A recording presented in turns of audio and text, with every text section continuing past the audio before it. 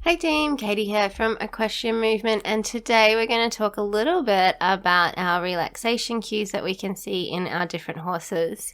We have a few of the different school horses that have been working on this over the last year, and so we're starting to see some of the bigger and more exaggerated signs of their relaxation signals. So what we talk about is that we can always love harder and we can always relax deeper. And so what we're looking for when we're working with our horses is if we can get them to relax a little bit deeper with us. So horses are really beautiful for expressing how well they are in that state of relaxation versus in a state of tension.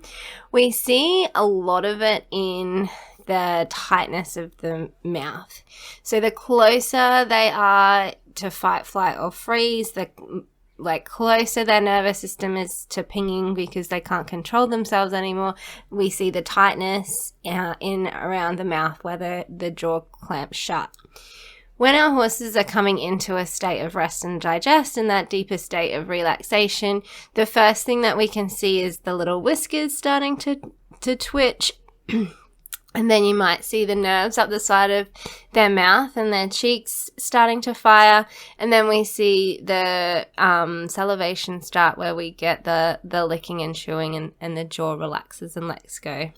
So other signs that we might see of our horse coming down into a place of relaxation, we might see gentle swishes of the tail, rubbing their nose on their leg. The little gentle swish of Gunner's tail there is showing that he's happy and relaxed. We might see them shaking the tension out of their ears. Little angels, little gentle swishes there. You can see it in the little licking of her mouth there, the rubbing her nose on her leg, and then looking at their head carriage. So Angel here and Phoenix have been doing a year of relaxation cues with our students. So they give us very big, very deep relaxation signals. So we've got some really nice licking and chewing, the blow through the nose where the nostrils get bigger, nice big yawns, the rubbing their nose, and the big exaggerated tongue movements where the tongue gets right out of their mouth there.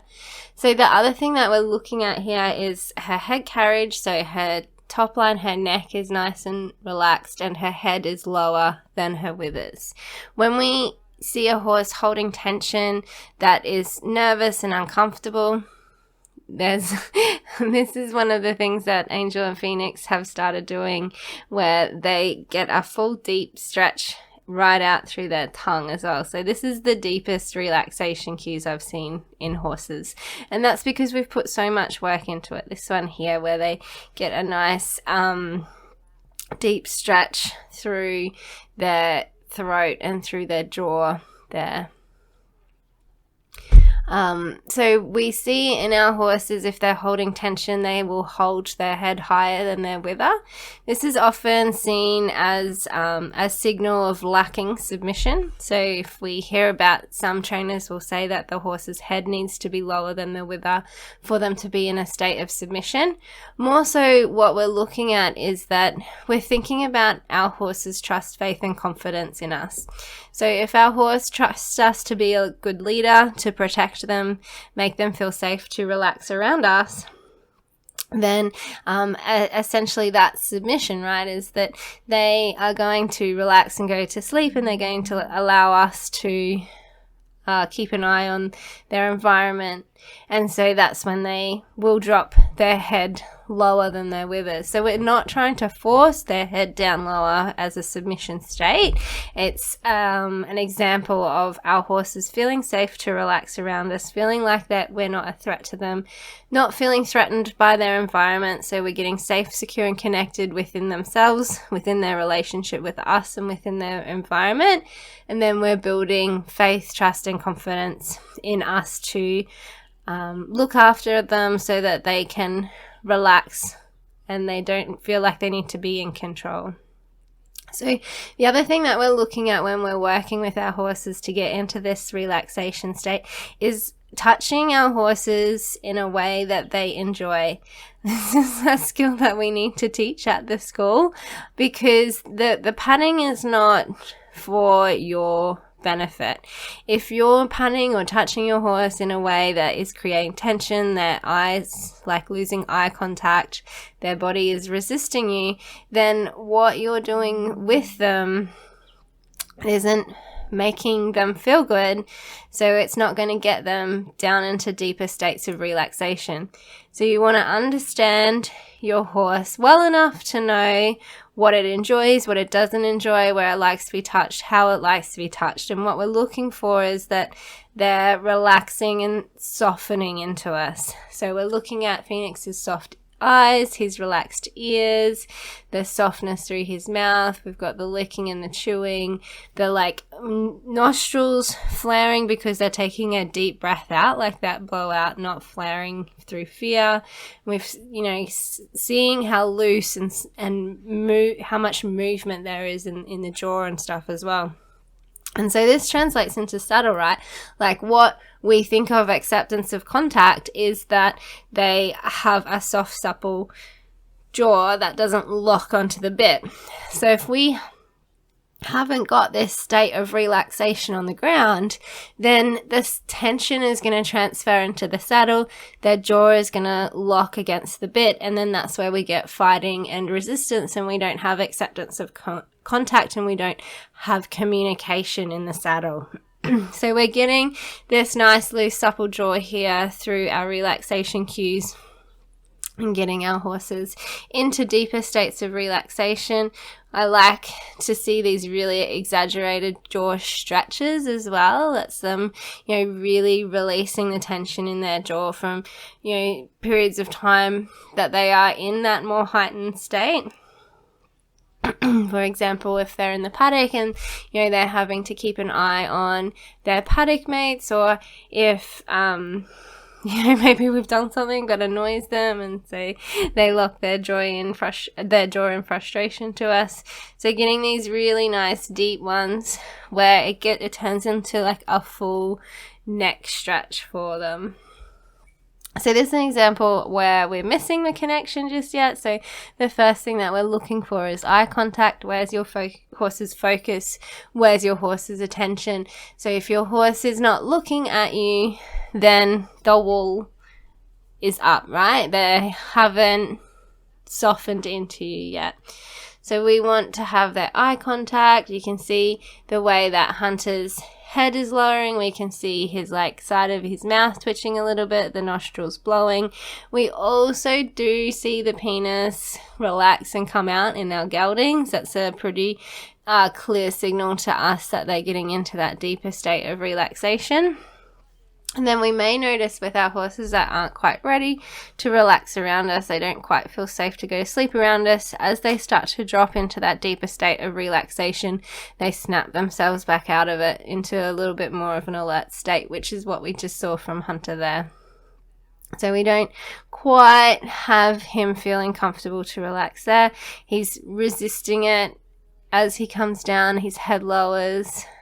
You can see the breathing get heavier, and there's our relaxation cue there. So we've got a gentle tail swish as his mouth does the licking and the chewing, and he's kind of sucking on his tongue a little bit there. And he's coming down deeper, the head gets lower, you see the gentle tail swishes. And now we have a little bit better of a connection here where he's, wanting to consent touch. So once our horses are consenting touch, I take that as an invitation that I'm now allowed to touch them. And so I'm looking for where they want to be touched and how they want to be touched.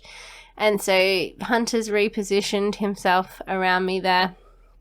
He doesn't really want me to be stroking his neck like I was with Phoenix.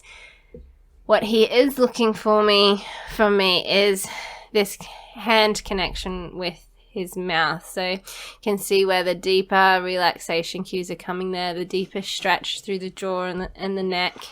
They're really poking out the tongue as he really stretches out his jaw and around his poll and his neck. And then we've got our little rub on the fetlock on the leg there, the gentle tail swishes, the head is coming lower and lower. So when we think about this as a sign of submission, it's not that we're forcing him into a submissive state, it's that he is feeling more safe with us, feeling more relaxed with us, so his head is lowering, and as a result we can say that he is more submissive. We're not firing him feeling threatened by us, so he's not resisting what we're asking him to do. So what we're asking him to do is relax. Then we've got our nice deep tongue stretches that our horses give when they're in this deeper state of relaxation and connection. And even when he picks himself up out of it now, you know, it's a softer alertness. It's just like more of a curious kind of looking around, not so much of a feeling unsafe to relax and snapping himself out of that relaxed state. So this is Havana. He hasn't been working on his relaxation cues for as long, so we can see what it looks like in a horse that's kind of new to it, but this process in itself can still take 20 minutes or more, or like weeks. It just depends on the horse's experience with humans. So you can see that there's that little bit of resistance to connect initially, where he looked away on my invitation, and then he changed his mind and decided to join us, and then we've got our nice little lick and chew there as well. Gentle tail swishes, head lowers, even if it's like lowering in curiosity of what's on the ground. I do prefer to do this when we're not on grass, because it can be hard to, like if they're constantly distracted by eating, to get them into that more relaxed state.